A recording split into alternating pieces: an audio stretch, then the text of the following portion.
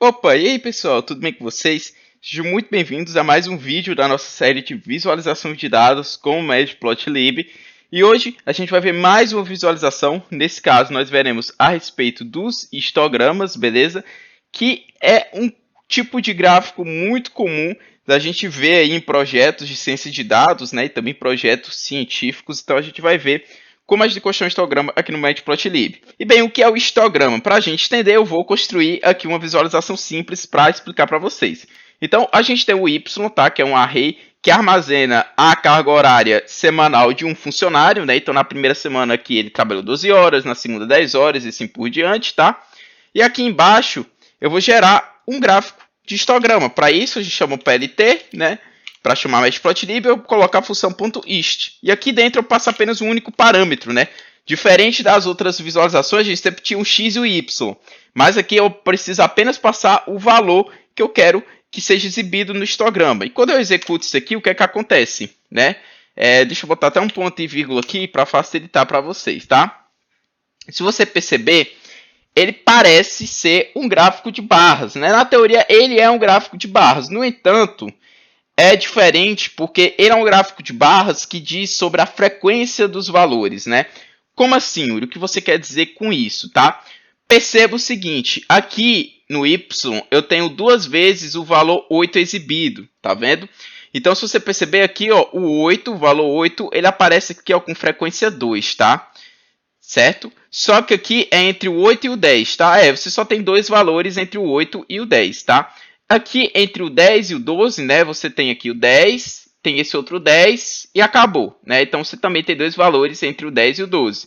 Entre o 12 e o 14, eu tenho esse 12 aqui, esse 12 aqui, o próprio 14, tá? Então eu tenho três valores aqui. Então eu acho que tá dando para entender, né? Aqui embaixo tem os valores que eu coloquei, nesse caso o meu Y, tá? E aqui o eixo Y do histograma é justamente a frequência que os valores ou o intervalo de valores apareceram aqui dentro da sequência, tá bom?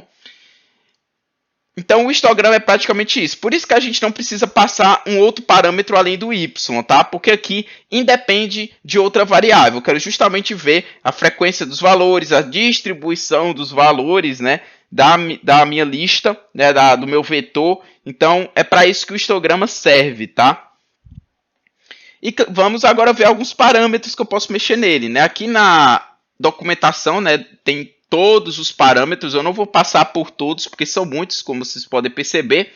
Vou mostrar apenas alguns, tá? Mas aí você fica à vontade de acessar a documentação, tá? Essa é a nossa bibliografia do curso. Então você pode ver a documentação e tirar suas dúvidas, ver outros parâmetros aí que existem aqui, tá? Mas aí a gente tem um parâmetro muito importante chamado de bins, tá? O que é o bins? O bins, ele vai justamente dizer a respeito de como vai ser a quebra dessas barras, tá?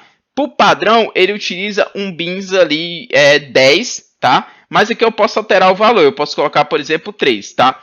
Se eu colocar bins igual a 3, opa, que eu apaguei o y, que eu nem vi quando foi que eu apaguei. Pronto, ó. Se eu colocar bins igual a 3, você já pode ver que mudou, né?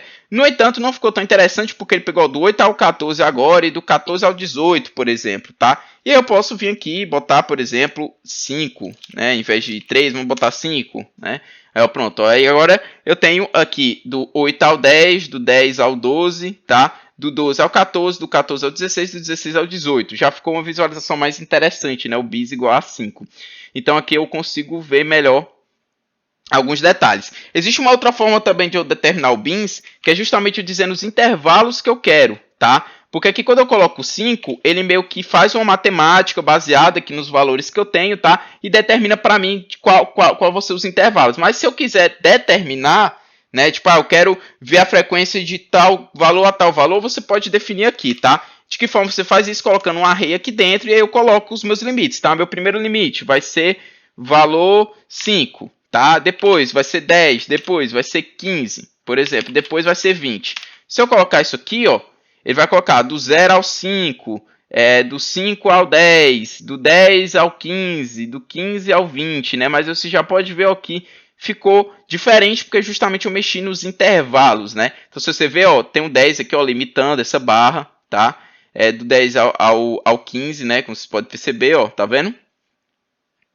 Lembra que aqui eu estou limitando os intervalos, tá? não quer dizer que por que tem um 15 aqui é que tem que ter 15 aqui dentro, tá? É um intervalo, tá? São valores que estão entre 10 e 15, que tem essa frequência. Então, 6 valores que estão entre 10 e 15, tá? Essa é a leitura desse histograma, tá bom? Mas, enfim, por questão de automação, né? Como esses valores podem ficar mudando dependendo da situação, né? Talvez seja interessante não determinar isso, né? Você deixar algo mais automatizado, né? Só ver ali a quantidade ideal e aí você ajusta aqui no bins, tá? Aí você ajusta aqui no valor, né, para ele fazer o cálculo automático e determinar os intervalos baseados nos valores que tem dentro do vetor, tá bom?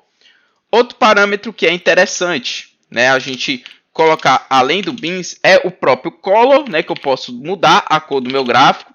Então eu posso, por exemplo, passar aqui red, né, ele vai mudar a cor do histograma para vermelho, mas eu posso também passar um código hexadecimal aqui dentro, tá? Não é obrigado eu passar apenas o nome da cor, tá? Outro parâmetro que é importante aqui é justamente o HeiStype, né? Que é justamente eu determinar os tipos que eu quero que o histograma seja exibido, né? E aqui ele bota para mim, né? Tem um bar, tem um bar stack, step, step field. Bora ver esses, né? Então aqui eu quero o HistType, tá aqui você, tá? Por padrão ele já vem o bar, né? Mas a gente pode colocar os outros, né? Bem, aqui o HistType que a gente pode colocar para mostrar é o step, certo? Colocando o step, né, ele vai simplesmente só colocar a linha aqui, né? Não vai ter um preenchimento. Então, é uma outra forma de você visualizar, tá? Tem outros aqui, né? Tem um best stack, tem um step filled, né? Enfim, tem outros aqui que você pode dar uma olhadinha. É bem interessante porque você pode mudar o estilo, tá? Outra coisa legal é a orientação, tá? Porque aqui ele tá na vertical, mas eu posso colocar ao contrário se eu quiser. Então, eu posso, por exemplo, mexer aqui na orientation e botar horizontal. Aqui, por exemplo, horizontal. Fazendo dessa forma, ele vai deitar, tá vendo? Ó, agora, o que está no meu eixo X é justamente a frequência dos intervalos e o que está no eixo Y é os intervalos, tá? E para a gente fechar, tá? A gente pode colocar o head width, tá? Que é justamente o espaçamento que ele pode colocar entre as minhas barras, né? Entre os intervalos, né? Que ele ali determina. Então, por exemplo, se eu colocar aqui 1, tá? Ele é eu coloco dessa forma, né? 1 não ficou tão expressivo. Deixa eu botar um 10 aqui. Ah, então cuidado, ó. Ele ignora se o HistType for do tipo step ou step filled. Então a gente tem que deixar do tipo bar. Deixa eu colocar tipo bar. E acho que agora vai dar pra gente perceber, né? Deixa eu colocar 0.3 aqui, por exemplo. Pronto, ó. Ele mexeu na largura das minhas barras, né? Justamente também mexeu no distanciamento entre elas, né? Isso aqui pode melhorar a visualização ou atrapalhar, então tem que tomar bastante cuidado com isso. Ó, o 0.9 deu um espaçamento, né? Se eu colocar um aqui, ele já vai voltar ao padrão, né? Que é ficar tudo unido, tá? Então tem que tomar cuidado com a forma que você utiliza isso aqui, tá? E por fim tem o labels, né? O label quer dizer que é justamente eu colocar a etiqueta desse meu gráfico de histograma. Então eu posso colocar aqui label funk 1, por exemplo, tá? Aqui não vai exibir porque eu tenho que botar o plt.legend, né, para ele exibir. Então, opa, dei enter sem querer. Tá aqui, ó, ele exibiu o funcionário 1 nesse meu caso, tá? Se eu quiser colocar os outros funcionários dessa mesma visualização, bem, é só eu alocar aqui, tá? Y2, Y3. Aqui eu vou mudar a cor, né? Eu vou botar blue, black, tá? E aí eu mudo 2 e 3, tá? Se eu rodar isso aqui, um vai subscrever o outro, tá? Como vocês podem perceber, tá? Um tá passando por cima do outro, tá? Não fica tão legal, porque, por exemplo, o vermelho aqui ó, foi totalmente apagado aqui do 12 para trás, tá? O azul ficou aqui no meio apenas, mas ficou meio apagado pelo preto, né? Então vocês podem ver que fica um pouco confuso, um gráfico fica subscrevendo o outro, né? Não fica um negócio tão interessante, tá? Então eu vou apagar isso aqui, tá? Para deixar só mesmo um como estava antes, certo? Como vocês podem perceber. E é isso, pessoal. Basicamente o gráfico de histograma é isso, tá? Fiquem aí à vontade de explorar mais aqui a documentação, né? Dar uma olhadinha. Tem também alguns exemplos aqui, ó, que vocês podem dar uma olhada, né, de uso do histograma, tá? Mas é isso, pessoal. Espero que vocês tenham gostado, tá, do vídeo de hoje. Qualquer dúvida, deixem aí nos comentários, tá bom? Então é isso, pessoal. Um forte abraço a todos e até o próximo vídeo.